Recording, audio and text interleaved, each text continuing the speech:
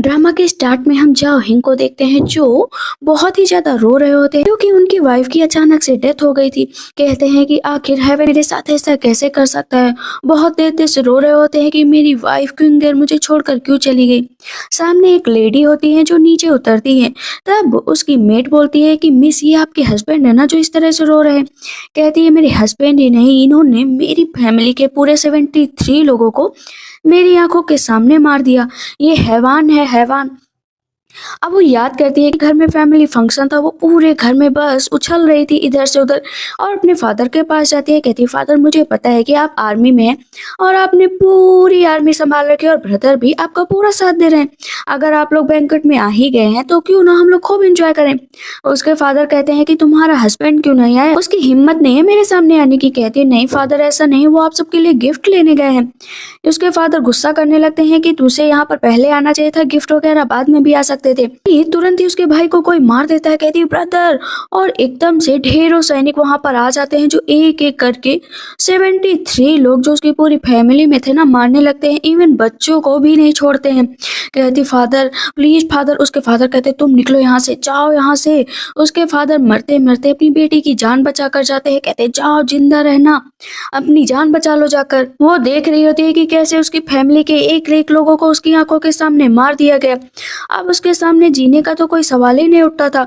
तभी उसका हस्बैंड आ जाता है। कहती जाओ, हमें पता है पूरी फैमिली को मार दिया गया है, सब लोग मर गए, प्लीज चलकर बचा लो ना। तो कहते इसमें कौन सी अच्छी बात है, तुम भी मर जाओ और मुझे ब्लेम बिल्कुल मत करना क्योंकि मैं तुम्हें सिर्फ उनके साथ ज्वाइन करने के लिए भेज रहा हूँ। कहती है आखिर तुम ऐसा क्यों कर रहे हो, मुझे बताओ ना। वहाँ पर तभी भी एक और लड़की पीछे निकलती है जो उसे उठाकर लेकर जाती है भरी बरसात में, घसीट घसीट कर, और जितने भी फैमिली के लोग होते हैं ना उसको भी उन्हीं के बीच में छोड़ देती है। कहती जाओ हैंक, प्लीज जाओ हैंक। कहता है कि देखो मैं न्यू चैंपियन बन चुका हूँ, तुम्हारे साथ रहने का कोई मतलब ही नहीं है और मैं तुमसे प्यार भी नहीं करता। नैनी कहती हेल में जाओ, हेल में। और वो वहां पर बेहोश होकर गिर जाती है बट वो जिंदा होती है। पर एक लड़की बैठी होती है जिसका नाम रू यून होता है। कहती है तुम बहुत वीक हो, मैंने तुम्हें अपना ब्लड दे दिया है, तुम्हारे अंदर ब्लड की कमी थी, हम दोनों ने ब्लड एक्सचेंज किया है। कहती तुमने मुझे क्यों बचाया जब मेरी फैमिली का कोई बचा ही नहीं, तो जिंदा रहकर मुझे करना ही क्या है। मेरे हस्बैंड ने ही सबको मार डाला। वो अपने आप को फिर से मारने चलती है तो दासी कहती है कि इसी वजह से तुम जिंदा हो कि अपनी फैमिली लोगों की मौत का बदला ले पाओ। कहती नहीं लेना है मुझे बदला, मुझे अब डर लगने लगा है। रोयन कहती है तुम ऐसा मत सोचो। तो इस पर बहुत ऐसे क्विंगर रोने लगती है कि तुम्हें क्या पता फैमिली होने का दर्द। मेरी आंखों के सामने मैंने ऐसा दर्दनाक हादसा देखा रहा है कि ये दर्द कैसा होता, तुम कैसे फील करोगी। कहती है तुमसे ज्यादा मैं फील कर सकती हूँ, मेरी आंखों के सामने मेरी मदर को मार डाला, मैं बस देखती रह गई। जब मैं चिल्लाते हुए अपनी माँ को बचाने के लिए जा रही थी वहां पर मुझे बेहोश कर दिया। जब मुझे होश आया सब मुझे मेरी मदर का कातिल समझते थे और सबने यकीन कर लिया, यहाँ तक कि मेरे फादर ने जो मुझे इतना ज्यादा प्यार करते थे उसके बाद 10 सालों के लिए मुझे दूर भेज दिया गया कि मैं यहाँ पर ही अब सब कुछ रहना खाना सब कुछ सीखूंगी। तो रोयन की जो दासी होती है कहती है कि आप इस तरह क्यों कर रही हैं, अभी आप यंग हैं, आप जी सकती हैं और अभी आपको इससे हिम्मत नहीं हारनी चाहिए। कहती है नहीं, अब मेरे पास सरवाइव करने के लिए टाइम नहीं बचा है, मेरा अंतिम समय आ गया है। दासी कहती है आप ऐसे क्यों बात कर रही हैं मिस, प्लीज ऐसे बात मत करिए। जाती है कहती है मेरी बात सुनो कुंगर, देखो मैं तो ये दुनिया छोड़कर जाने वाली हूँ लेकिन मैं गिल्ट के साथ नहीं जाना चाहती हूँ। मैं तो बस तुमसे हेल्प चाहती हूँ कि उस फैमिली का एक पर्सन वन बाय वन तुम्हें मारना पड़ेगा। उसके मुंह से बहुत ज्यादा ब्लड निकलने लगता है। मेरे अंदर तो हिम्मत बची नहीं है कि मैं दोबारा खिल पाऊं। वहां पर वो उसे हैंकी देती है तो पता चलता है कि क्विंगर को कि वो उसकी बचपन की दोस्त रोयून है। कहती है तुम सच में रोयून हो क्या। कहती है हाँ मैं ही हूँ, हम दोनों दोस्त थे ना, लेकिन मैं यहाँ पर चली आई। वो तुरंत ही नीचे गिर जाती है और दासी कुत्ते से चिल्लाने लगती है कि मिस प्लीज छोड़कर मत जाइए ना। उसकी डेथ हो जाती है और यहाँ पर क्विंगर कहती है कि तुम्हारा हर एक बदला मैं लेकर ही रहूंगी। वो रियून की जगह लेकर उसके घर जाने वाली थी। दूर से देखती है कि वो कैसे स्माइल करती है। कहती है कि ये स्माइल मैं वापस तो नहीं ला पाऊंगी लेकिन हाँ बदला जरूर लूंगी क्योंकि अब तुम्हारे अंदर मैं जी रही हूँ। फिर हम नाइन्थ प्रिंस को देखते हैं जो असल में क्विंगर को बहुत प्यार करते थे, लेकिन क्योंकि आर्मी में 1 साल के लिए गए थे तो उन्हें पता चला कि रातों रात से फैमिली को पूरी तरीके से मार दिया गया है। उन्हें क्विंगर भी खड़ी होकर घोड़े का थोड़ा सा डिसबैलेंस होता है। तो अभी तक क्विंगर को क्या लग रहा था ना कि जब वो आर्मी में युद्ध लड़ने के लिए गए तो वहीं पर नाइन्थ प्रिंस की डेथ हो गई। कहती है कि थैंक गॉड तुम जिंदा हो, मुझे लगा कि तुम्हारी डेथ हो गई। पता चलता है कि दोनों साथ में बहुत ही ज़्यादा एंजॉय करते थे और कहीं न कहीं दोनों ही एक दूसरे को एडमायर करते थे और वो दोनों ही एक दूसरे को एडमायर करते थे। उन्होंने क्विंगर को एक जेडे भी दिया था कि देखो ये मैं तुम्हें दे रहा हूँ, बहुत कीमती है। कहती ठीक है, मैं इसे अपने पास हमेशा रखूंगी। इन केस अगर तुम कभी वापस नहीं आया, ढूंढना पड़ा तो कम से कम मेरे पास एक निशानी तो रहेगी। उसका दूसरा हिस्सा खुद नाइन्थ प्रिंस ने रखा था, लेकिन कुछ टाइम बाद उसे पता चलता है कि डेथ हो गई तो वो बहुत दुखी हो गई थी और उसने जो है झाओ हिंग से शादी कर ली थी। लेकिन आज अपनी आंखों के सामने नाइन्थ प्रिंस को देखकर उसकी आंखों में आंसू आ जाते हैं और उधर नाइन्थ प्रिंस की आंखें नम हो जाती हैं कि जिससे वो प्यार करते थे उसकी डेथ हो गई है। वो वहां से चली जाती है। इधर नाइन्थ प्रिंस बस खड़े होकर उसे देखा करते हैं। उन्हें बहुत अपनापन सा महसूस होता है। नाइन्थ प्रिंस को वही जेडे मिलता है जो उन्होंने क्विंगर को दिया था। कहते तुम कौन हो? ये तो रू यून का कैरेज है। वहां पर सैनिक आकर बताता है कि हाँ ये ड्यूक मेंसन जा रहा है क्योंकि ये ड्यूक मेंसन की बड़ी बेटी है जो 10 साल बाद घर आ रही है। कहते ठीक है, मुझे भी वहां पर जाना है। इस पेंडेंट से का कोइंसिडेंस तो ऐसा नहीं हो सकता है कि दोनों सेम है। मैं और यहाँ पर आ गए, मुझे पता लगाना ही पड़ेगा कि आखिर सच्चाई क्या है। इधर हम देखते हैं कि इंपीरियल डे केयर आ जाता है जहाँ पर कहा जाता है कि झाओ हिंग बहुत ही अच्छे हैं। लव और लॉयलिटी दोनों ही उन्होंने बहुत अच्छे से निभाई है। जो ड्यूक फैमिली की दूसरी बेटी है गु युआओ, उनकी शादी जो है अब झाओ हिंग से होगी। कहते हैं ठीक है, मैं इसे एक्सेप्ट करता हूँ। और दूर से क्विंगर कहती है हर दिन तुम्हारा हेल्थ से भी बेकार होगा। इधर धीरे धीरे अभी क्विंगर जैसे ही ड्यूक मेंशन पहुंचती है कोई भी स्वागत करने के लिए नहीं खड़ा होता है। ऊपर से नैनी आ जाती हैं जो है मुर्गे का ब्लड लेकर। गुया को देखकर कुंगर को पता चल जाता है कि रूही उनकी बहन ही है ये, और वो उसके ऊपर पूरा ब्लड फेंक देते हैं। गुया हंस रही होती है। दासी कहती है तुम्हारी हिम्मत कैसी हुई मेरे मिस के ऊपर ये ब्लड फेंकने की? नैनी दासी को थप्पड़ मार देती है। हमने खड़ी हो तो तुम्हारे साथ ऐसा ही करूंगी ना। और ये ड्यूक मेंशन है, तुम लोगों को यहाँ पर आने की कोई जरूरत नहीं, कुत्ते बाहर ही भौंके तो बेहतर होगा। यहाँ पर अब कुंगर याद करती है कि कैसे उसका हस्बैंड हमेशा ही गुयाओं के साथ लगा रहता था। वो गुस्सा भी करती थी। वो कहता था कि अरे मैं उसको सिखा रहा हूँ ना, तो थोड़ा बहुत तो ये सब नजदीकियां बढ़ ही जाती हैं, लेकिन मेरा उससे कोई लेना देना नहीं है। कहती ओ कंट्री साइड की गर्ल, तुम यहाँ पर आ गई। पता है तुम्हारे ऊपर ब्लड क्यों डाला गया? क्योंकि तुम बैड लक लेकर आई हो ना, इसी वजह से मैंने ऐसा किया है। तब यहाँ पर तुरंत ही क्विंगर कहती है कि इस तरह का बिहेवियर मैं बिल्कुल भी पसंद नहीं करूंगी। ग्रैंड मदर को पता चला तो कहती ग्रैंड मदर की तबीयत खराब है, उन्हें पता चले या ना चले तुमसे इसे कोई लेना देना नहीं है। क्विंगर एक जोरदार थप्पड़ गुयाओ को मारती है मीस से। अब इस पर गुयाओ को गुस्सा आ जाता है कि तुमने मुझे मारा, और उसे नीचे गिरा देती है। तो अपना ही नीचे गिर जाती है उस ब्लड पर। कहती उफ तुमने मुझे इस पर क्यों गिराया? कहती क्योंकि तुमने ही ये सब फैलाया है ना, तो तुम भी तो इसका स्वाद चख लो। कहती पता है कि मैं कौन हूँ? कहती मुझे नहीं पता है तुम कौन हो। वहां पर वो उसके मुंह से तुरंत ही व्हील हटाती है तो देखती है कि वहां पर क्विंगर खड़ी। कहती मैं तो तुम्हें जानती हूँ, तुम्हारा फेस, तुम तो मर गई थी ना, तो तुम यहाँ पर कैसे आ सकती हो? कोई यहाँ पर आओ, मुझे बचाओ। कहती क्या सिस्टर आप भी कैसी बातें कर रही हैं? मैं तो जस्ट अभी 10 साल बाद अपने गांव से आई हूँ और तुम ऐसी बातें कर रही हो। मैंने तो सुना है कि क्विंगर की डेथ हो गई है, उसका फ्यूनरल भी हो गया है। तो इस तरह तुम डर क्यों रही हो? क्या तुमने कोई भूत देख लिया है क्या? तू यहाँ मारने चलती है कि मैं तुम्हें मार डालूंगी। उसके फादर आ जाते हैं कि तुम पीछे हटो, अभी भी तुम अपनी बहन से ऐसे बात कर रहे हो, ऊपर से बाहर खड़े होकर मुझे एम्बेरस फील करा रही हो, चलो अंदर तुम। गुयाओ कहती है मैं इसको छोड़ूंगी नहीं, मैं इसको मार डालूंगी, मैं इसको पूरी तरीके से मार डालूंगी, इसका चेहरा बर्बाद कर दूंगी। पहले देख कर आओ कि इसके कंधे पर चोट लगी थी, वो लगी है या नहीं लगी है, तभी पता चलेगा कि ये रूयुन है या नहीं है, या क्विंगर है। जो झोयंग होता है ना, असल में वो रिबेलियन बनना चाहता था और शुरू से ही सारा काम कर रहा था। इतनी देर में वहां पर गुयाओ आ जाती है। कहती है पता है बहुत गड़बड़ हो गई है। गुयाओ कहती है पता है कि क्विंगर जिंदा है। झोयंग कहता है कि तुम क्या बकवास कर रहे हो, मैंने उसे मारा था। कहती है नहीं, वो पवेलियन वापस लौट आई है रोहंग बनकर, मतलब मेरी सिस्टर बनकर। यहाँ पर झोयंग कहता है चुप बैठो, इस तरह क्यों चिल्ला रही हो? पता है एक भी गलत कदम और हम लोगों का प्लान पूरा एक्सपोज हो जाएगा। आउटसाइडर को ये सब बात पता नहीं चलनी चाहिए। वैसे अगर किंगर वापस भी आ गई है ना, तो तुम्हें डरने की जरूरत नहीं है। चलो ना अपना प्लान बनाते हैं, उसे मार डालते हैं। कहते ठीक है। वहाँ पर मन में सोचती है कि एक बार मारा तो दोबारा भी मार सकती है। क्विंगर नहा रही होती है और पीछे से ना नए न्यूज के ऊपर नजर रखने गई होती है कि उसके कंधे पर चोट लगी है या नहीं लगी है, क्योंकि रूयन के बचपन में चोट लगी थी। जैसे ही नैनी देख लेती कहती हाँ फेक है ना, और ये तुझ बात क्विंगर पहले से ही जानती थी। दासी कहती है कि वो जा चुकी है, क्या आप सच में उसके टेम्पर को झेल पाएंगी? वो लोग तो आपको फिर से मारने का प्लान बना रहे होंगे। कहती है वन बाय वन, वैसे मुझे इन एविल पर्सन को तो हटाना ही है। जाती है नैनी, बताती है कि सेकंड मिस पता है उसके कंधे पर कोई भी निशान नहीं है। यहाँ पर अब गुयाओ कहती है कि ठीक है, उसे पब्लिक में एक्सपोज करूंगी। और अभी जाती है किचन में, कहती है कि जो सारी चीजें खाने में मिला दो। तब इस पर से फिर से बोलता है कि को जो है एलर्जी पैदा करेगा और आपको ऐसा नहीं करना चाहिए। तो इस पर गुयाओ थप्पड़ मार देती है कि जो कहा है ना बस वो करते जाओ। इधर अभी हैप्पी इवेंट रखा गया था क्योंकि जो है क्विंगर वापस आ चुकी थी। उसके वेलकम में मेरी दोनों बेटियां ही अब बड़ी हो चुकी हैं। तभी तुरंत से गुयाओ कहती है कि मुझे माफ कर देना सिस्टर, कि मेरी वजह से आपको इतनी तकलीफ हुई।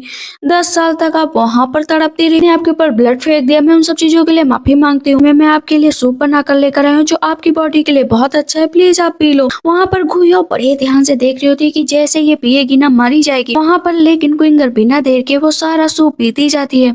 गुयाओ की तो खुशी का ठिकाना ही नहीं रहता। कहती है मेरा मिशन फाइनली पास हो ही गया। खड़ी होती है बताने के लिए कि फादर पता है इससे इसको एलर्जी हो सकती थी लेकिन एलर्जी नहीं हुई। क्विंगर नीचे बैठ जाती, कहती फादर देखो ना मेरी बॉडी पूरी खुजली कर रही है। कहते क्या हुआ तुम्हें? दासी उसे एंटीडोट खिलाती है।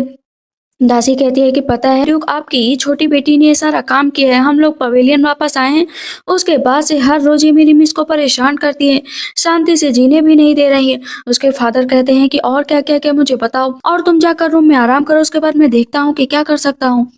लेकिन गुया रोक लेते हैं। रो यू नहीं हो। कहती मुझे जाने दो ना सिस्टर, आप मेरे साथ ऐसा क्यों कर रहे हैं? कहती मैं तुम्हें एक्सपोज करके ही रहूंगी। कहता क्योंकि वो उसकी आइडेंटिटी को टेस्ट करने के लिए जरूर ऐसा काम करेगी। इसकी वजह से उसने पहले ही एक दवा खा ली थी जिससे उसकी बॉडी में एलर्जी हो जाए। वहां पर उसकी एलर्जी बढ़ती ही जा रही थी और बाकी के जितने लोग वहां पर खड़े थे वो कह रहे थे कि इन दोनों बहनों के बीच दुश्मनी है। तो सबको पता था लेकिन आज अपनी आंखों से देख लिया। उसके फादर कहते जाओ यहाँ से। कहती है कि फादर आपको यकीन नहीं है ना, ये बहुत ही बड़ी झूठी है। देखो ये हाथ पर कोई निशान नहीं है। लेकिन जब वो कपड़ा हटाती तो हाथ पर भी निशान होता है। ड्यूक तुरंत ही अपनी छोटी बेटी को एक जोरदार थप्पड़ मारते हैं कि तुम पागल हो गई हो, इस तरह जो है मेरी बेटी को क्यों फंसा रही हो? कहती फादर आज तभी थप्पड़ नहीं मारा, मैं आपकी बायोलॉजिकल बेटी हूँ। तो कहते क्यों, ये मेरी बायोलॉजिकल बेटी नहीं है क्या? निकलो यहाँ से वरना मैं तुम्हारी जान ले लूंगा। नैनी कहती है अभी के लिए चलो क्योंकि दोबारा मौका मिलेगा। गुयाओ कहती है नहीं मैं नहीं जाऊंगी, मैं इस बात से एग्री नहीं करती और मैं इतनी जल्दी हारूंगी भी नहीं इसके आगे। वो उसका कपड़ा खोलने लगती है और उसकी दासी को नीचे गिरा देती। कहती कर क्या रही हो तुम मेरे साथ? तुरंत ही उसका कपड़ा खोल देती है। कहती फादर देखा, मैंने तो पहले ही कहा था कि ये एक नंबर की बदतमीज है, इसके कंधे पर कोई निशान नहीं, आखिर ये पकड़ी गई। दासी कहती तुम्हारी हिम्मत कैसे हुई मेरे मिस के कपड़े खोलने की? तभी वहां पर नाइन्थ प्रिंस आ जाते हैं और अपना कोट उतारकर उसे दे देते हैं। इस पर ड्यूक कहते हैं कि आप नाइन्थ प्रिंस यहाँ पर। सबके सब कहते हैं नाइन्थ प्रिंस ने कभी भी ऐसे बैंक्वेट में शामिल होने का निर्णय नहीं लिया, लेकिन आज वो यहाँ पर किस वजह से आए हैं? कहीं वो जो है रूयुन की वजह से तो नहीं आए हैं। ड्यूक बहुत खुश होते हैं कि नाइन्थ प्रिंस रूयुन को पसंद करते हैं, लेकिन तुरंत ही गुया बोल देती है कि माफ करिएगा नाइन्थ प्रिंस, लेकिन आप यहाँ पर जिस भी मकसद से आए हो, जो आपके बगल लड़की खड़ी है ना वो प्रिटेंड कर रही है वो मेरी बहन नहीं है। मेरी बहन के कंधे पर एक निशान था लेकिन इसके कंधे पर नहीं है। उसके फादर कहते हैं ये बताओ कि तुम प्रिटेंड कर रही हो क्या कि तुम मेरी बेटी नहीं हो? कहती नहीं फादर, मैं भला क्यों प्रिटेंड करूंगी। तुरंत ही गुया कहती है कि सैनिकों इसे ले जाओ और इतने कोड़े मारो कि ये वहीं पर मर जाए। क्विंगर कहती है कि तुम मेरे साथ ऐसा क्यों कर रही हो? अपने कंधे पर उसने बहुत सारा लेप लगा रखा था जिससे पता ही न चले कि वो निशान है वहां पर। वो तुरंत ही उस लेप को मिटाती है। कहती सिस्टर देख लो मेरे कंधे पर निशान है या नहीं है। गुया कहती ऐसे कैसे हो सकता है? कहती फादर मैं जानती हूँ कि मैंने लास्ट टाइम पर भी अपनी मदर के साथ ऐसा कुछ नहीं किया था। मेरी बहन ने मुझे जानबूझकर हर बार फंसाने की कोशिश की है और ये जो चोट लगी है ये भी मेरी बहन की वजह से लगी थी। उसके फादर कहते हैं कि तुम सच में इतनी गिरी हो सकती हो? गुया कहती नहीं फादर ऐसी बात नहीं है, झूठ बोल रही है। कहते निकलो यहाँ से, तुमने गू फैमिली को इज्जत मिट्टी में मिला दी। नहीं नहीं फादर मैंने तो ऐसा नहीं करने का सोचा था, नैनी ने मुझसे कहा था कि तुम ऐसा करो। नैनी कहती नहीं नहीं मिस, आप मुझे क्यों फंसा रही, आपने ही मुझसे कहा था। तब इस पर गुया कहती मुझे फ्रेम करने की कोशिश कर रही हो और अपनी ही नैनी को थप्पड़ मार देती है। क्विंगर सोच रही होती है कि ऐसे ही तुम लोग एक दूसरे से लड़ लड़ कर मर जाओगे। क्विंगर फिर से बोलती है कि मुझे पता है कि बिहाइंड में नैनी ही रही होंगी, आखिर मेरी बहन मेरे साथ ऐसा कैसे कर सकती है। खुद देते से रो रही होती है कि प्लीज मुझे बचा लो, लेकिन बाकी के लोग कह रहे होते हैं कि ये नैनी तो सच में बहुत खतरनाक है, उनके घर में रहकर उनके घर में खाकर उनकी ही बेटी को ब्लेम कर रही थी। तुरंत ही उसे उठाकर ले जाया जाता है और जान से मारने को कहा जाता है। जाओ और जितने भी हमारे पूर्वज हैं उनके सामने नील डाउन हो जाओ, माफी मांगो। इधर नैनी को लगातार मारा जा रहा होता है, मारा जा रहा होता है, वो चिल्ला रही होती है। सामने से क्विंगर आती है कहती है मिस मुझे छोड़ दो, मुझे पता है कि मैंने सेकंड लेडी के कहने पर ये किया था। कहती ओह तो तुम भूल गई क्या कि तुम मुझे मरती हुई हालत में जंगल में छोड़ कर आई थी। कहती क्या मतलब, तुम क्विंगर हो। कहती हाँ मैं वही हूँ। कहती नहीं नहीं इम्पॉसिबल, मैंने अपनी आंखों से देखा था कि वो मर गई थी, आखिर वो जिंदा कैसे हो सकती है कि तुम ह्यूमन हो या घोस्ट हो, मुझे बताओ ना। कहती मैं कोई भी हूँ लेकिन याद रखो कि तुमने जो मेरे साथ किया, उसके बाद इस घर में उस बच्ची की माँ के साथ जो किया, आखिर वो दोनों ही तुम्हें कैसे छोड़ सकती हो। कहती क्या मतलब, मुझे माफ कर दो। कहती माफ न कर दो, इसे भी वैसे ही पानी में धक्का दो जैसे रूही उनके मदर को दिया गया था और उसे उठाकर फेंक दिया जाता है। नाइन प्रिंस खड़े होते हैं। कहती थैंक यू सो मच कि आज आपने मेरी हेल्प की। मन में सोचती है कि कहीं नाइन प्रिंस ने कुछ सुन तो नहीं लिया और अलविदा कहकर चली जाती है। नाइन्थ प्रिंस कहते हैं कि तुम सच में क्विंगर हो ना, अगर तुम हो तो मैं तुम्हारी हेल्प हर हालत में करूंगा। गुया बैठी होती है, दासी जाती है। कहती है आपने कुछ भी नहीं कहा, सूप पी लो। कहती है नहीं, सबसे पहले मैं उस क्विंगर की जान लूंगी, मैं उसे जान से मार डालूंगी। नाइन्थ प्रिंस आखिर उसकी हेल्प क्यों कर रहे हैं, हर बार उसकी हेल्प करने के लिए कोई कैसे आ सकता है और वो इतनी लकी कैसे हो सकती है। दासी कहती है कि कुछ दिनों में एम्परर का बर्थडे बैंक्वेट आने वाला है, आपको वहां पर चलना चाहिए। कहती हाँ बिल्कुल, वहां पर चलूंगी और उसका पर्दाफाश वहीं पर करूंगी। बर्थडे बैंक्वेट में सभी लोग बैठे होते हैं, जहां पर जाओ हिंग लगातार क्विंगर को देख रहा होता है। देखते ही जान जाता है कि गुयाओ ने सही कहा था कि ये जिंदा है। स्माइल करता है उसे देखते हुए और ड्रिंक ऑफर करता है। दोनों ड्रिंक करते हैं, स्माइल कर रहे होते हैं, लेकिन झाओ यंग खड़ा हो जाता है। कहता है एम्परर आप लॉन्ग लाइफ जिए। सभी लोग जो है मैजेस्टी को विश करने लगते हैं कि आप बहुत दिन तक जिए। तभी गुयाओ खड़ी होती है। कहती मैंने सुना है कि मेरी सिस्टर रुयन बहुत ही अच्छी तलवारबाजी करती है, क्यों ना आज वो यहाँ पर अपना जलवा दिखाएं ताकि सब लोग उनकी सराहना कर सके। ये कहती है मैजेस्टी में ज्यादा तो परफॉर्म नहीं कर सकती, हाँ लेकिन थोड़ा बहुत जरूर कर सकती हूँ। तुरंत ही तलवारबाजी करने लगती है और उसकी तलवारबाजी का जो पैटर्न होता है ना, बिल्कुल नाइन्थ प्रिंस ने जैसे सिखाया था सेम वैसे ही। नाइन्थ प्रिंस अब तो पक्का यकीन कर लेते हैं कि तुम ही हो, मुझे पता चल गया है। कहते हैं कि वाह तुमने तो बहुत अच्छी तलवारबाजी की। लेकिन गुयाओ खड़ी होती है। कहती है कि हाँ सिस्टर आपने तलवारबाजी अच्छी की, क्यों ना अब आप मेरे साथ भी तलवारबाजी करें। वो पीछे हट जाती है कि मुझे नहीं लगता है कि मेरी सिस्टर को मेरे साथ तलवारबाजी करनी चाहिए। लेकिन गुयाओ कहती है नहीं, तलवारबाजी तो होकर ही रहेगी। अब क्या करती है ना, गुयाओ तलवार उठाती है और दोनों की लड़ाई होने लगती है। तब फिर से सब लोग कहते हैं कि ये दोनों तो सच में कितनी भयानक दुश्मन है, एक दूसरे को जान से मारने की कोशिश कर रहे हैं। अचानक से क्विंगर की तलवार नीचे गिर जाती है और गुयाओ वो तलवार उठाकर मैजेस्टी की तरफ फेंक देती है, इल्जाम लगाने के लिए कि ये तलवार जो है मैजेस्टी को मारने के लिए चलाई थी। लेकिन नाइन्थ प्रिंस बीच में ही तलवार का डायरेक्शन बदल देते हैं। बहुत तेजी से क्विंगर भी भागते हैं मैजेस्टी को बचाने के लिए, लेकिन नाइन्थ प्रिंस रोक लेते हैं।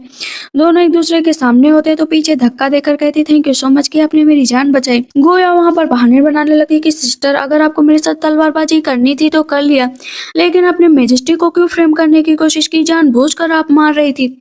यहाँ पर क्विंगर जान जाती है कि इतना खतरनाक मेथड ही अपना सकती है, मैंने कभी नहीं सोचा था। कहते सिस्टर आप बताइए ना कि आप मैजेस्टी को क्यों मारना चाहती थी। मैजेस्टी खड़े होते हैं। कहते हैं कि सच में रुयन तो मुझे मारना चाहती थी, इसे जेल में बंद कर दो। और यहाँ पर अब रुयन नीचे बैठ जाते हैं कि माफ करेगा मैजेस्टी, मेरा ऐसा कोई इंटेंशन नहीं था, मेरी सिस्टर ने मुझे जानबूझकर तलवारबाजी करने को कहा। रुयन तो खुद से रोने लगती है कि सिस्टर अभी भी आप मुझे फ्रेम कर रही हैं, जबकि मैजेस्टी को मारने का प्लान आपका था। मैजेस्टी कहते हैं कि मेरे सामने नाटक मत करो, तुम्हें जेल में डाला जाएगा और तुम्हें मारा भी जाएगा। नाइन्थ प्रिंस सामने आ जाते हैं। कहते हैं कि जहां तक मुझे लगा है ऐसा कोई इरादा मिस का नहीं था और मैं अब वो मिस के साथ हूँ, क्योंकि मैं नहीं चाहता हूँ कि इसे जरा सा भी पनिश किया जाए। अगर इसे पनिश किया जाएगा तो मैं बर्दाश्त नहीं करूंगा। सब कहते हैं कि आखिर रिलेशन दोनों का इस तरह रुयन को प्रोटेक्ट कर रहे हो, कंट्री साइड कर ले, आखिर तुम्हारा दोनों का क्या ही रिश्ता हो सकता है। यहाँ पर तुरंत ही नाइन्थ प्रिंस कहते हैं कि मैं रुयन से शादी करना चाहता हूँ, उसी के साथ जीना और उसी के साथ मरना चाहता हूँ। ये बात तो क्विंगर को भी हजम नहीं हो रही थी कि ये क्या भला ये मुझसे शादी क्यों करना चाहता है। पीछे गुयाओ की जान निकल जाती है कि हर बार नाइन्थ प्रिंस क्यों बचाने के लिए आ जाते हैं, क्योंकि नाइन्थ प्रिंस हमेशा से ही मैजेस्टी की देखभाल करते आए थे। मैजेस्टी कहते हैं ठीक है मैं छोड़ दे रहा हूँ, आखिर वो तुम्हारी होने वाली वाइफ है, उसको मैं जरा सा भी दंड नहीं दे सकता हूँ। क्विंगर खड़े हो जाते तभी नाइन्थ प्रिंस आते हैं। कहती है thank you so much majesty, लेकिन हम मुझसे शादी क्यों करना चाहते हैं। कहते क्यों भूल गई क्या मुझे। कहते नहीं मैं भूली नहीं हूँ, आपने बचपन में मेरी एक बार जान बचाई थी और वैसे भी मेरा और आपका कोई कोई मैच नहीं है, आपको कोई अच्छी लड़की डिजर्व करती है। कहते हैं इस जेट के बारे में बताओगे कि ये तुम्हें कहाँ पर मिला? कहता है कि अच्छा वो तो मार्केट में भूल गई थी। बहुत देर तक नाइन्थ प्रिंस उसे इंसिस्ट किया करते हैं कि बोलो ना कि तुम कौन हो, याद रखो कि जो भी कल्प्रिट होगा हम दोनों मिलकर सजा देंगे। लेकिन यहाँ पर आप क्विंगर एक भी रिस्क नहीं ले सकती थी। नाइन्थ प्रिंस आखिर प्रिंस है, उनको बताने का मतलब है कि अगर वो भी धोखेबाज निकले जॉ हिंग की तरह तो उसका पूरा प्लान फेल हो जाएगा। कहती है कि हाँ ये मेरा है क्योंकि मेरे दोस्त ने दिया था जिसका नाम क्विंगर है और हम दोनों बहुत ही अच्छे दोस्त थे। उसने मुझे दिया था कि मैं अपने पास रखूं, ये तुम्हें पसंद है क्या तो तुम ले लो, मुझे इसकी कोई जरूरत नहीं है।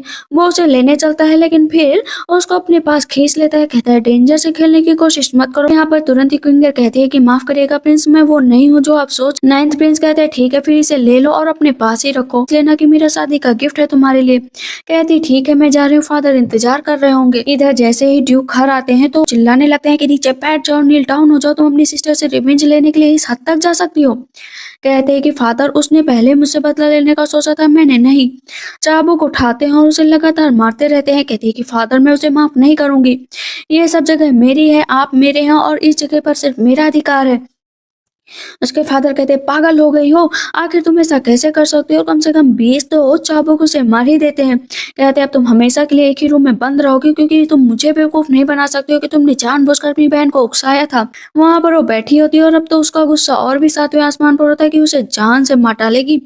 जिस दिन वो मिल गई ना सबसे पहले उसका खात्मा करेगी। जाती है मिलने के लिए फिर से जाओ हैंग से कहती है कि मेरा अब खून उबल रहा है, प्लीज कुछ ऐसा करो ना कि उस क्विंगर को मार दो। कहते हैं कि अभी ये टाइम नहीं है। कहती है मैं इंतजार नहीं कर सकती, परेशान मत हो, हम लोग एक अच्छा सा फुल प्रूफ प्लान बनाएंगे, उसके बाद ये काम करेंगे। इधर अभी हम देखते हैं कि उसके फादर खड़े होते हैं और कहते हैं कि तुम्हें यहाँ पर जो भी चीज पसंद हो ले लो, आगे नाइन्थ प्रिंस से तुम्हारी शादी होने वाली है, मैं नहीं चाहता हूँ कि वो यहाँ पर आए तो उनके लगे उनका कम वेलकम हुआ है, उनका स्वागत नहीं किया गया है। पीछे से गुड़िया आती है कि दिस सिस्टर प्राउड होने की जरूरत नहीं है, पता है नाइन्थ प्रिंस बस तुम्हारे साथ रहेंगे, तुम्हारा लुत्फ उठाएंगे, उसके बाद तुम्हें छोड़कर चले जाएंगे। कहती भला ऐसा क्यों, तो मन में सोचती है क्योंकि तुम मरने वाली हो, तूफान आने वाला है।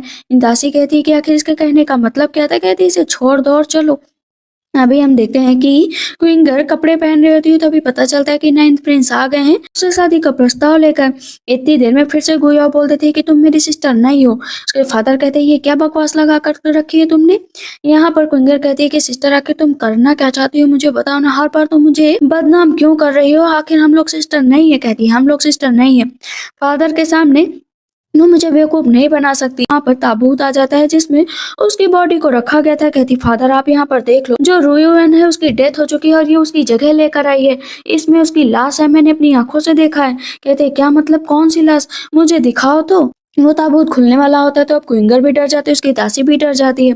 नाइन्थ प्रिंस कहते हैं मुझे लगता है कि इसे खोलना चाहिए, आखिर पता तो चले, क्योंकि बार बार गोया ऐसे आरोप लगा रही मेरी होने वाली वाइफ पर। कॉफिन खोला जाता है और वहां पर कुछ भी नहीं होता, एक पुतला रखा होता है। अब पुतला देखकर सबके होश उड़ जाते हैं। कहते हैं इसके अंदर रुयोन की बॉडी थी, मैंने अपनी आंखों से देखा है। क्विंगर कहते हैं तुम मुझे हर बार क्यों ऐसे कर रही, मैं यहाँ से चली जाऊंगी, मैं मर जाऊंगी अगर तुम मेरे ऊपर ऐसे ही आरोप लगाओगी। उसके फादर कहते बहुत हुआ, मैंने मर्सी दिखाई है तुम पर। कहती फादर मेरे पास विटनेस है।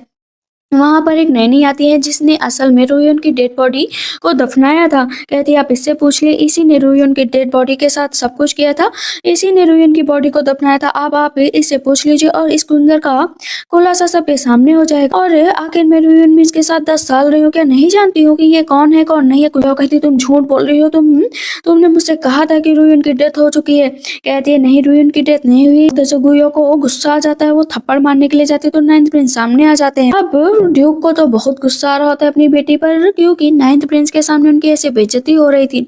कहते इसे लेकर जाओ और अंदर बंद कर दो। उस कॉफिन को वहां से हटाने के लिए कहा जाता है। हुआ क्या था, वहां पर उसे पैसे दे दिए गए थे और कहा था कि मैं तुम्हें अपनी जान पर खेलकर बचाऊंगी, बस तुम्हें मेरे पक्ष में ही फैसला लेना है। इधर गुया का गुस्सा बढ़ता ही जा रहा था, तभी वहां पर झाओयिंग आ जाता है। मैं तुम्हारा इतनी देर से यहाँ पर इंतजार कर रही थी। कहते हैं डरने की जरूरत नहीं, मेरे पास प्लान है, बस तुम देखते जाओ कि कैसे मैं उस कुंगर का खात्मा करूंगा। इधर नाइन्थ प्रिंस को फिर से एक संदेशा मिलता है कि जहाँ पर झाओयिंग के बारे में पक्के सबूत मिल जाते हैं हैं कि वो धीरे-धीरे अपनी आर्मी को माउंटेन के अंदर बढ़ा रहा है आक्रमण करने के लिए। सबसे पहले मुझे वहाँ पर जाना पड़ेगा, उसकी आर्मी को रोकना पड़ेगा। इधर जो है क्विंगर बैठी हुई होती है, तभी उसके पास लेटर आता है, कहती है कि ठीक है, मैं चलने के लिए तैयार हूँ, मुझे नाइन्थ प्रिंस ने बुलाया है। जब वहाँ पर जाती है तो देखती है कि कोई भी नहीं होता। नाइन्थ प्रिंस इंतजार कर रहे होते हैं कि क्विंगर अभी तक आई क्यों नहीं। कहते हैं कि मैंने तो उसे लेटर साफ-साफ भेजा था। जो है 2 आदमी आ जाते हैं और क्विंगर और उसकी दासी को पकड़ लेते हैं। तो क्विंगर कहती है कि मेरी दासी को जाने दो, मैं तुम्हारे साथ चलने के लिए तैयार हूँ। वो चली जाती है और उसकी दासी को पीछे ही छोड़ दिया जाता है। कहती मैं करूँ तो क्या। इधर जॉइंग खड़ा होता है, कहता है मैं भी तो देखो तुम कब तक बच सकती हो। निकल रहे होते हैं तभी वहाँ पर प्रिंसेस आ जाती है जिनका नाम हेलिंग होता है। कहती झाओ हैंग तुम कितने हैंडसम हो। ऐसी कहती तुम्हारी हिम्मत कैसे हुई मेरी मिस को हाथ लगाने की। कहते नहीं वो तो बस मैं ऐसे ही। झाओ हिंग जान जाता है कि अगर प्रिंसेस को अपने काबू में कर लूँ ना तो आगे चलकर मुझे राजगद्दी के पास पहुंचने से कोई भी नहीं रोक सकता। कहती है कि आप कितने अच्छे हैं और हैंडसम हैं। इतनी देर में पीछे से जो है क्विंगर की दासी आती है। कहती है प्लीज प्लीज मेरी मिस को बचा लीजिए, उन्हें कुछ लोग उठाकर लेकर गए हैं। चिंता मत करो, मैं जरूर ही उन्हें बचाऊंगा, इतना तो कर ही सकता हूँ, आखिर वो मेरी होने वाली वाइफ की बहन है। कहते हैं प्रिंसेस आप चिंता मत करो, मैं जल्द से जल्द उसे बचाकर वापस आ जाऊंगा। कहती हाँ हाँ ठीक है जाओ। प्रिंसेस तो बहुत खुश हो रही होती है कि इतना अच्छा लड़का उन्हें मिला है। इधर हम देखते हैं कि ये सारा कारनामा किसी और ने नहीं, गुयाओ ने किया था, उसका किडनैप करवाया था। कहती फाइनली फेस्टिवल का एंजॉय करने गई थी लेकिन एंजॉय ही नहीं कर पाई, तो तुमने ये सारा का सारा खेल रचा ना, मैं उसका अंत कर दूं। इस पर क्विंगर कहती तुम उसका अंत कभी भी नहीं कर पाओगी। यहाँ पर गुयाओ कहती है कि ठीक है नाइन्थ प्रिंस तुमसे बहुत प्यार करते हैं ना, करने दो, लेकिन एक ऐसी बॉडी से वो कभी भी प्यार नहीं कर सकते जिसकी बॉडी से कुछ लोगों ने मौज मस्ती की, उसे वहां पर बेहोश कर दिया जाता है। कहती है कि जाओ और अब देखो कि तुम्हें प्रिंसेस कोई भी नहीं बनने देगा, अब सिर्फ तुम लोगों के लिए खिलौना बनकर रह जाओगी। उन 2 आदमियों से कहती ये तुम्हारी है, जो करना चाहो इसके साथ करो। दोनों लड़ रहे होते हैं कि मैं पहले। झाओ हेंग जो है दासी को लेकर जाता है, कहता है बताओ कहाँ पर है, क्योंकि झाओ हेंग का तो ये पहले से प्लान होता है, तो कुछ आदमी वगैरह भी आए होते हैं। कहते हैं मैं छोड़ूंगा नहीं, हीरोइन के साथ ये सब कुछ किया होगा, चलो दरवाजा खोलो। दरवाजा खुलता है तो वहां पर पता चलता है कि क्विंगर तो नहीं होती है लेकिन गुयाओ जरूर होती है और 2 आदमी उसके साथ बदसलूकी कर रहे होते हैं। झाओ हिंग तुरंत ही उसको हटाता है, कहता है कि तुम ये क्या कर रही थी, मुझे नहीं पता कि मैं यहाँ पर कैसे आई। क्विंगर को उठाकर तो नाइन्थ प्रिंस ले आए थे। नाइन्थ प्रिंस कहते हैं दूर हटो, तुम्हें लगता है कि तुम्हें पर ड्रग का असर हो गया है। कहती हाँ मुझे बहुत गर्मी लग रही है। कहते ठीक है आराम करो, मैं डॉक्टर को लेकर आता हूँ। कहती मुझे कोई डॉक्टर की जरूरत नहीं है, मैं बस तुम्हारे साथ वक्त बिताना चाहती हूँ। उसको किस करने लगती है, कहता है कि ये मत करो प्लीज मत करो। कहती है नहीं मैं बस तुम्हारे साथ रहना चाहती हूँ, तुम ही तो कह रहे थे ना मुझसे शादी करना चाहते हो। उनसे भी बर्दाश्त नहीं हो रहा होता है, लेकिन किसी लड़की के नशे में फायदा उठाना ये बिल्कुल भी नाइन्थ प्रिंस नहीं चाहते थे, तो उसे वहां पर बेहोश कर देते हैं। सुबह उठती है तो उसके कंधे पे दर्द हो रहा होता है क्योंकि वहीं पे नाइन्थ प्रिंस ने मारा था। कपड़े देखती कहती ये क्या मेरे कपड़े किसने बदले। याद भी आता है कि नाइन्थ प्रिंस को उसने किस किया था। तब नाइन्थ प्रिंस कहते उठ गई तुम, कहती है कि हाँ। कहता है अच्छा ये बताओ रात का कोई भी सीन तुम्हें याद है। कहती क्या याद है, मुझे तो कुछ भी याद नहीं, मेरी याददाश्त कमजोर है। अच्छा ठीक है सबसे पहले ये लेटर पढ़ लो। जो इसे ही वो लेटर पढ़ते तो पता चल जाता है कि झाओ हेंग रिबेल बनने की कोशिश कर रहा है। कहती पहले इसने मेरी इंटायर फैमिली को डिस्ट्रॉय किया, अब ये इंटायर कंट्री को ही डिस्ट्रॉय करना चाहता है। दासी आती है, कहती है पता है मैंने तो सारी उम्मीदें खो दी थी, लेकिन thank God ninth Prince time पर मिल गए। कहते हैं कि शादी का प्रस्ताव खारिज हो चुका था। गुयाओ और झाओ हेंग के बीच इस बात से वो बहुत गुस्सा हो गई थी कि मैं इस बात को नहीं मानती, आखिर मैं वहां पर गई सिर्फ तुम्हारी वजह से, क्योंकि ये तुम्हारा प्लान था। कहते हैं चिंता मत करो मैं तुम्हें कभी भी नहीं छोड़ूंगा।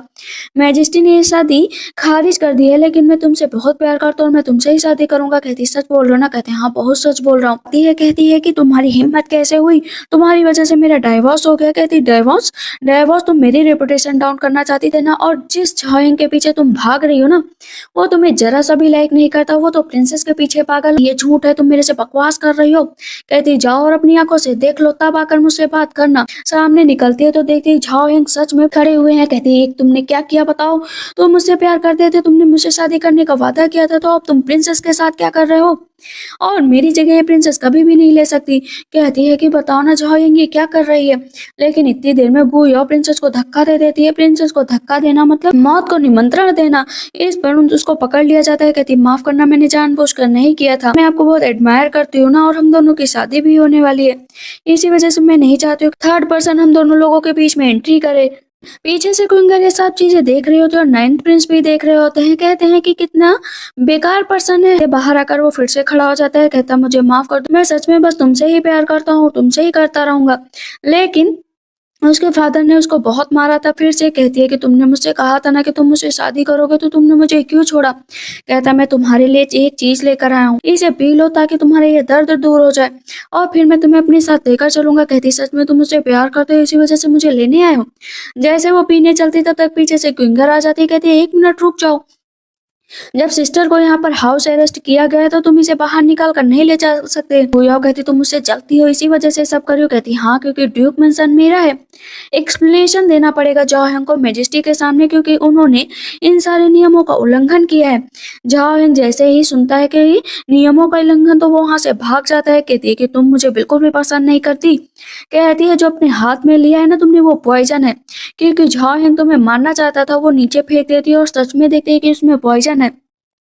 कहती मैंने उससे इतना प्यार किया और उसने आज मुझे पॉइजन दे दिया। कहती तुम जानबूझकर ऐसा कर रही हो, तुमने ये सब कुछ किया होगा। कहती है कि मैं उस पर्सन के लिए तुम्हारे साथ ऐसा क्यों करूंगी, मुझसे उसे कोई मतलब नहीं और शादी का निमंत्रण भी आ चुका है, देख लो। और तुम कब तक अपनी आंखों पर पट्टी डालती रहोगी, वो बस तुम्हें फंसा रहा है। कहती ये झूठ है, वो बस मुझसे प्यार करता है, शुरू से वो मुझसे प्यार करता है। कहती यही बात तो उसने भी मुझसे कही थी जब मैं ड्यूक मेंशन में थी। उसने मुझसे कहा था कि वो सिर्फ मुझसे ही प्यार करता है, लेकिन लास्ट टाइम पर क्या हुआ, उसने मुझे भी छोड़ दिया। बाहर से झाओ यांग सोचता है कि दोनों बहनें मिल चुकी हैं, इसी वजह से मुझे अब अपने प्लान को जल्द से जल्द अंजाम देना पड़ेगा। गुइयाओ कहती है अच्छा ये बताओ कि तुमने मुझे बचाया क्यों? कहती बचाया क्यों, क्योंकि तुम्हें जान से मारना था, तुम्हें एहसास दिलाना था। जिस क्विंगर को मारा था ना, उसने तुमसे बदला लेने का बहुत पहले से सोचा था। और याद रखो कि अब एक चीज में तो तुम फंस ही चुकी हो, दूसरा सीक्रेट सामने आया कि तुमने ड्यूक मेंशन में क्विंगर को जान से मार दिया था। तो पता है तुम्हारा क्या होगा? हर कोई तुम पर थूकेगा थूकेगा, ड्यूक मेंशन की बदनामी होगी, फादर कहीं मुंह दिखाने लायक नहीं रह जाएंगे। गुइयाओ 1 मिनट भी नहीं लगाती और अपना गला काट लेती है कि वहां पर डेथ हो जाती है। इधर जो है क्विंगर बैठी होती तभी दासी आकर बताती है कि गुइयाओ ने सुसाइड कर लिया। कहती क्या? स्टेप मदर की। वो उसे बुलाती है, कहती तुम्हारी वजह से मेरी बेटी ने अपनी जान ली है ना, तुम्हें जरा से भी तमीज नहीं है कि मेरे सामने नील डाउन हो जाओ। कहती नील डाउन तो हो जाऊंगी, लेकिन आप मेरी नजरों में आज भी 1 नंबर की घटिया पर्सन है। कहती तुम्हारी हिम्मत कैसे हुई, इसकी कीमत तुम्हें चुकानी पड़ेगी। तभी वहां पर उसके फादर आ जाते हैं, कहते हैं मुझे बताओ कि क्या हुआ। और वो उसकी मदर कहती है पता है ये सिर्फ अपनी माँ का बदला लेने के लिए यहाँ पर आई थी, इसलिए इसने गुइयाओ को मार डाला। कहती है मदर मुझे एक बात बताइए कि मैं अपनी मदर को भला क्यों मारूंगी और सिस्टर से मेरा क्या लेना देना? आपने ये सब काम किया और मुझ पर इसका इल्जाम लगा रही है, तो आप भी इसका अंजाम देख लीजिएगा। वो बहुत गुस्सा कर रही होती है कि मैं इसको छोड़ूंगी नहीं। इतनी देर में वहां पर झाओयंग आ जाता है, कहता है मैं आपका साथ देने के लिए तैयार हूँ। कहती भला मैं तुम पर ट्रस्ट क्यों करूं? कहते हैं कि करना पड़ेगा, तभी हम दोनों मिलकर इस क्विंगर का खात्मा कर सकते हैं। कहती हाँ मैं तो इसके टुकड़े टुकड़े करना चाहती हूँ। कहती प्लान बताओ मुझे। क्विंगर के फादर को कुछ पता चलता है कि उसकी वाइफ पागल हो गई है, पूरे महल में चिल्ला रही है कि यहाँ पर भूत है भूत है, मुझे बचा लो मुझे बचा लो। सामने क्विंगर खड़ी होती, कहती है अब इनको क्या हुआ है? अचानक से एक लड़की आती है, कहती है कि आपके घर को स्पिरिट ने चारों तरफ से घेर लिया है, इसी वजह से आपकी वाइफ को ये तकलीफ हुई है। वहां पर प्लान ये था कि उसे एविल कहकर फंसाया जाएगा कि ये एक चुड़ैल है और यहाँ पर नेगेटिविटी लेकर आती है, उसके बाद हमेशा के लिए वो जेल में चली गई ना, तो मैं उसे वहां पर जान से मार डालूंगा। वो लड़की बोलती है कि नेगेटिव स्पिरिट यहाँ से हटानी पड़ेगी। वो तलवार लेकर इधर उधर घूमने लगती है कि यहाँ पर भूत है यहाँ पर भूत है। कहती है बताओ ना कहाँ पर भूत है, मुझे बताओ। वो अपनी आंखें ऊपर नीचे करती है, अपना सर घुमाती है, कहती है मुझे मिल गया भूत। जो सामने औरत खड़ी है ना आपकी वाइफ, इसके अंदर भूत आ गई। कहती है कि तुमने मुझे सिस्टर क्यों मारा? मैं तो आपको बहुत अच्छे से मानती थी, बहुत अच्छे से प्यार करती थी, आप इस घर में शादी करके आई, मैंने आपको बराबर का हक दिया, लेकिन जब मेरी बेटी की बारी आई तब आपने मुझे पानी में फेंक दिया, मुझे मार डाला उस नैनी के साथ मिलकर। बताइए ने मुझे क्यों मारा क्यों मारा? कहती मैंने नहीं मारा। कहती मारा आपने, मैं सबसे बदला लेकर रहूंगी, मैं मार डालूंगी। और इसी चक्कर में अब तो उसकी स्टेप मदर सच में पागल हो जाती है और पूरे महल में घूमने लगती हैं। कहती मैंने नहीं मारा। यहाँ पर क्विंगर देख रही होती है, कहती है रोयन देखो ना, मैंने तुम्हारा फाइनली बदला ले ही लिया। वहां पर रोयन की स्प्रिट आती है और बस वो देख रही होती है, उसे लगता है उसकी माँ कह रही हूँ कि तुमने बहुत अच्छा किया बेटा। ही बहुत ज्यादा रो रही होती है एक दूसरे का हाथ पकड़कर। क्विंगर कहती है रोयन डरने की जरूरत नहीं, तुम्हारा ये बदला भी पूरा हुआ। लेकिन इधर हम देखते हैं कि झाओ सोचता है कि वो बेकार औरत मेरे काम नहीं आई। वो प्रिंसेस के पास जाते हैं, कहते हैं मैं रिबेल बनने का सोच रहा हूँ, क्या तुम मेरा साथ दोगी? कहती है कि हाँ, आखिर आप मेरे होने वाले हस्बैंड है, जरूर साथ दूंगी। कहते ठीक है। अंगर की शादी नाइन्थ प्रिंस से थी तो वो अपना तैयार होकर आ गए थे, लेकिन नाइन्थ प्रिंस अभी तक नहीं आए थे। काफी टाइम हो जाता है लेकिन नाइन्थ प्रिंस आते ही नहीं। कहते आखिर नाइन्थ प्रिंस आए क्यों नहीं? उन्हें ऐसा नहीं करना चाहिए। आज शादी के दिन भला वो कैसे लेट हो सकते? तभी वहां पर झाओ आ जाता है।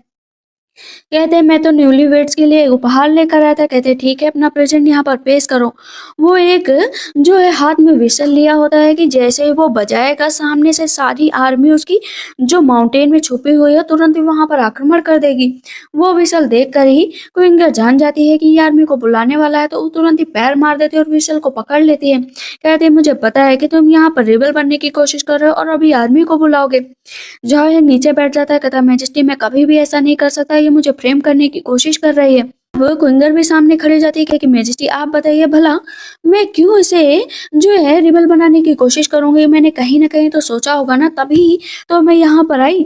लेकिन इतनी देर में प्रिंसेस खड़ी हो जाती है, कहती है पर अब आप भी नहीं बच सकते क्योंकि नाइन्थ प्रिंस की डेथ हो चुकी है, उसे जान से मार दिया गया है। उस पर ब्लड देखकर अब तो क्विंगर को सच में लगता है ये नाइन्थ प्रिंस की डेथ हो गई। वो बहुत ज्यादा रोने लगती है। प्रिंसेस कहती है कि झाओ हैंग सब कुछ तुम्हारा है, और जाते हैं मैजेस्टी के सामने। कहते हैं मैजेस्टी अपनी राज गद्दी से उतर जाइए क्योंकि ये सब जगह मेरी है और यहाँ पर अब जो मेरे हक में नहीं बोलेगा उसे जान से मरना पड़ेगा। प्रिंसेस कहती है सही कहा। झाओ हैंग कहता है मुझसे पैरों में गिरकर माफी मांगो, तब मैं तुम्हें माफ करूंगा, जान से भी बख्श दूंगा। ये उसके फादर खड़े होते कहते तुम्हारी हिम्मत कैसे हुई झाओ हैंग, तुम बहुत ही गए गुजरे हो, इसी वजह से तुम्हें कोई पसंद नहीं करता। मैजेस्टी कहते हैं कि तुमने ऐसा सोचा भी कैसे कि तुम रिबल बन सकते हो? झाओ हैंग खुद तेते से हंस रहा होता है, कहता है ये जगह है मेरी, हर चीज मेरी है। उस नाइन्थ प्रिंस की तो डेथ हो ही गई है, देखो तो आज अब यहाँ पर कुंगर अकेली खड़ी है, बेचारी फिर से आज ऐसे ही रहेगी। लेकिन कोई बात नहीं, तुम मेरी कॉन्कुबाइन बन जाओ बेडरूम में, मैं तुम्हें कभी भी अकेला नहीं रहने दूंगा। अचानक से एक हथियार आता है तो झाओ हिंग के पास से बहुत तेजी से गुजरता है। झाओ हिंग डर जाता है कि ये क्या हुआ। जैसे ही क्विंगर देखती है कि नाइन्थ प्रिंस जिंदा है तो वो भाग कर जाती है। कहती मुझे लगा कि तुम्हारी डेथ हो गई है। कहते हैं भला तुम्हें छोड़कर कहाँ पर जाऊंगा? उसको किस करने लगते हैं। प्रिंसेस कहती है कि ये क्या हो रहा है, ये क्या हो रहा है? कहती फाइनली मैंने तुम दोनों को मिलवा दिया ना। कहते हैं हाँ हाँ, तुम्हारी वजह से ही मिला हूँ, नहीं तुम्हें ऐसे कैसे मिल सकता था? और वो जो तलवार थी ना, असल में वो हथियार जो है झाओ हिंग को लग चुका था। झाओ यंग कहता है कि प्रिंसेस तुम ये क्या कर रहे हो? कहती कुछ नहीं, मैंने तो बस तुम्हें फंसाने का प्लान बनाया था अपने भाई के साथ मिलकर, और तुम आसानी से फंस भी गए। रेस क्विंगर नीचे बैठ जाती है, कहती मैं एक चीज और सामने रखना चाहती हूँ कि मेरी पूरी ड्यूक फैमिली को इस झाओ यंग ने मार दिया ताकि आर्मी का कंट्रोल इसके हाथों में आ सके। आप मेरे परिवार के 73 लोगों के लिए जस्टिस करिए। मैं जो है फादर आपकी रियल बेटी नहीं हूँ, मुझे माफ कर दीजिए, लेकिन आपकी बेटी को बहुत बुरी तरीके से मार दिया गया था। आपकी बेटी की डेथ हो चुकी है, मैं उसकी जगह पर यहाँ पर आई थी और आपने अपनी वाइफ के लिए कुछ भी नहीं किया, इसी वजह से आपको भी जेल में डाला जाएगा। वहां पर वो भी जेल में चले जाते हैं। उन्हें पछतावा भी हो रहा होता है कि उनकी बेटी की डेथ हो गई और उस पीछे झाओ हिंग की डेथ हो चुकी होती है। क्विंगर तो खुश थी कि फाइनली उसे नाइन्थ प्रिंस मिल चुके हैं। कहते हैं तुम्हें डरने की जरूरत नहीं है, याद रखो कि मैं तुम्हें कभी भी छोड़कर नहीं जाऊंगा।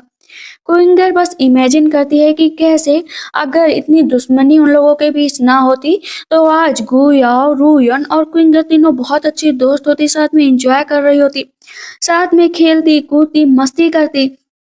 लेकिन आज वो टाइम नहीं है। वो देखती है अगल बगल उसके साथ कोई भी नहीं है, उसकी आंखों में बस आंसू होते हैं और वो शायद दर्दनाक हादसा जो उसकी फैमिली के साथ हुआ था, बट उसने उन सब का बदला ले लिया था और अब वो खुश भी थी। इसी के साथ इस ड्रामा की एंडिंग होती है। तो आप लोग को ये ड्रामा कैसा लगा मुझे कमेंट सेक्शन में जरूर बताइएगा। तब तक के लिए बाय बाय, टेक केयर।